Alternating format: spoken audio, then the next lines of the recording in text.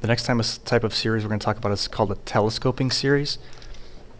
So if we look at this series here, we want the summation from n equals 1 to infinity of 1 over n minus 1 over n plus 1. And we're going to list out the first few terms of the series. So here are the first few terms of the series. So notice here, as I list these out, I have a minus a half, a plus 1/2, minus 1/3, plus 1/3, minus 1/4, plus 1/4, and so on. Right, so all the middle terms cancel out. All I'm left with is the very first term and the very last term. Right, no matter how far I go. All right, so a telescoping series is going to converge if and only if, that's what this if with an extra f in it, if and only if the last term approaches a finite value.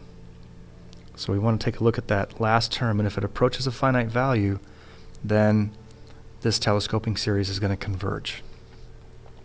So let's take a look at an example here. You're going to have a few like this in your homework. So we're asked to find the sum of a series that looks like this. At first, this does not really look like a telescoping series, but we're going to make it reformulate it so that it looks like a telescoping series, and we're going to use partial fractions.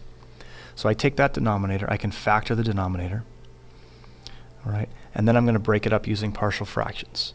So just as a kind of a reminder, we can use we have non-repeating linear factors here in the denominator, so we can use the quick cover-up method.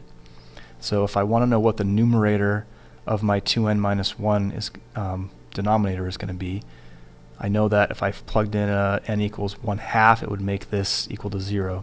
So I cover that up, and then I plug in n equals 1/2 to what is left. Right, so if I plug in an n equals 1/2 here, then I have 1 plus 1 is 2, so 2 divided by 2 gives me that numerator of 1. Right? If I want to know what the numerator of the 2n plus 1 term is going to be, then I look at that, I see that if I plugged in a negative 1/2, or if I substituted a negative 1/2, it would make this term equal to 0, so I cover that up. I plug in negative 1/2 to what's left, so I have n equals negative 1/2. 2 times that is negative 1, minus 1 is negative 2, so 2 divided by negative 2 gives me this minus 1 here.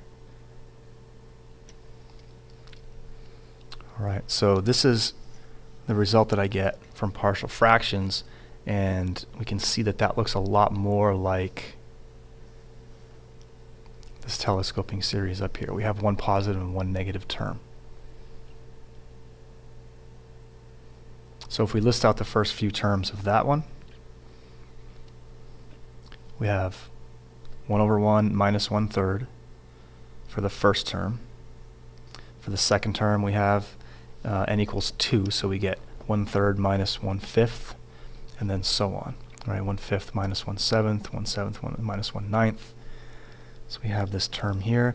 Notice that the last term is getting smaller and smaller, so it is specifically in this case it's approaching 0, but that's not required for a converging telescoping series, right? All we need for a converging telescoping series is that that last term is approaching a specific value. In this case, it happens to be 0, but it doesn't need to be 0. It just needs to be some finite value, right?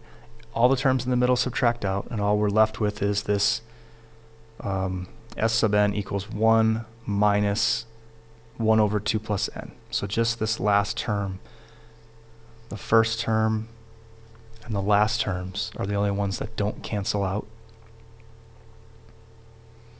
So we look at the limit as n approaches infinity of s sub n,